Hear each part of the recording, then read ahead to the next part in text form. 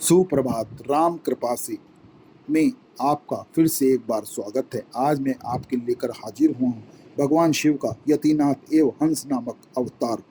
अब मैं परमात्मा शिव के यतिनाथ नामक अवतार का वर्णन करता हूँ। अबुदांचल नामक पर्वत के समीप एक भील रहता था जिसका नाम आहुक था।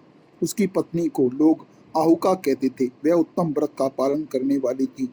वे दोनों पति पत्नी महान शिव भक्त थे और शिव की आराधना पूजा में लगे रहते थे। एक दिन वह शिव भक्त भील अपनी पत्नी के लिए आहार की खोज करने के लिए जंगल में बहुत दूर चला गया। इसी समय संध्या काल में भील की परीक्षा लेने के लिए भगवान शंकर सन्यासी का रूप धारण करके उसके घर के समीप आए।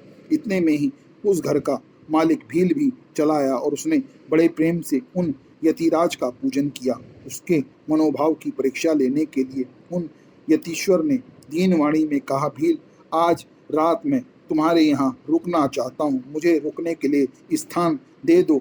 सवेरा होते ही मैं यहाँ से चला जाऊंगा। तुम्हारा सदा कल्याण हो। भील बोला, स्वामी जी, आप ठीक कहते हैं, तथापि मेरी एक बात सुनिए। मेरे घर में स्थान तो बहुत थोड़ा है और घर में दो ही आदमी समा सकते हैं, दो ही आदमी सो सकते हैं। फिर उसमें आपको मैं कैसे रख सकता हूँ। भील की यह बात सुनकर स्वामी जी वहां से चले जाने को तैयार हो गए। तब भीलनी ने कहा, प्राणनाथ, आप स्वामी जी को घर के अंदर स्थान दे दिए। घर आए हुए अतिथि को निलाश न लौटाइए, अन्यथा हमारे गृहस्थ धर्म के पालन में बाधा पहुंचेगी। आप स्वामी जी के साथ सुखपूर्वक घर के भीतर रहिए और मैं बड़े बड़े अस्त्र शस्त्र लेकर बाहर खड़ी रहूंगी। पत्नी की यह बात सुनकर भील ने सोचा, स्त्री को घर से बाहर निकालकर मैं भीतर कैसे रह सकता हूँ। सन्यासी जी का अन्यंत्र जाना भी मेरे लिए अधर्म कारक ही होगा।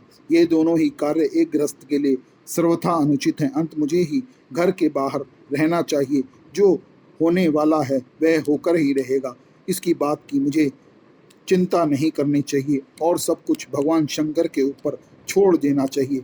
ऐसा सोचकर आग्रह करके उसने स्त्री को और सन्यासी को सानंद घर के भीतर रख दिया और स्वयं वह भील अपने अस्त्र शस्त्र आयुधों के साथ घर के बाहर खड़ा हो गया। रात में जंगली क्रूर एवं हिंसक पशु उसे पीड़ा देने के लिए वहां पर आए। उसने भी यथाशक्ति से उनसे बचने के लिए महान यत्न किया।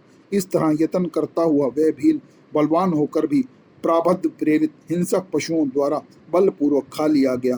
प्रातःकाल उठकर जब सन्यासी ने देखा कि हिंसक पशुओं ने वनवासी भील को खा डाला है, तब उन्हें बड़ा दुख हुआ। सन्यासी को दुखी देखकर भील की पत्नी भीलनी ने दुख से व्याकुल होने पर भी धैर्यपूर्वक उस दुख को दबाकर सन्यासी से कहा कि स्वामी जी, आप दुखी किस लिए हो रहे हैं। इन भीलराज का तो इस समय कल्याण ही हुआ। ये धन्य हैं जो आपको घर के अंदर रख कर खुद बाहर खड़े हो गए, तो यह कृतार्थ हो गए जो इन्हें ऐसी मृत्यु प्राप्त हुई।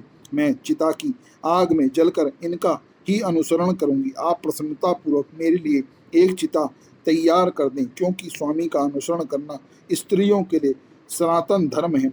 उसकी बात सुनकर सन्यासी जी ने स्वयं चिता तैयार की और भीलनी ने अपने धर्म के अनुसार उस जलती चिता में प्रवेश किया। उसी समय भगवान शंकर अपने साक्षात स्वरूप से उसके सामने प्रकट हो गए और उसकी प्रशंसा करते हुए बोले, भीलनी, तुम धन्य हो, तुम धन्य हो। मैं तुम पर बड़ा प्रसन्न हूँ। तुम अपनी इच्छा अनुसार वर मांगो। तुम्हारे लिए मुझे कुछ भी अदेय नहीं है। भगवान शंकर का यह परम आनंददायक वचन सुनकर भीलनी को बड़ा सुख मिला।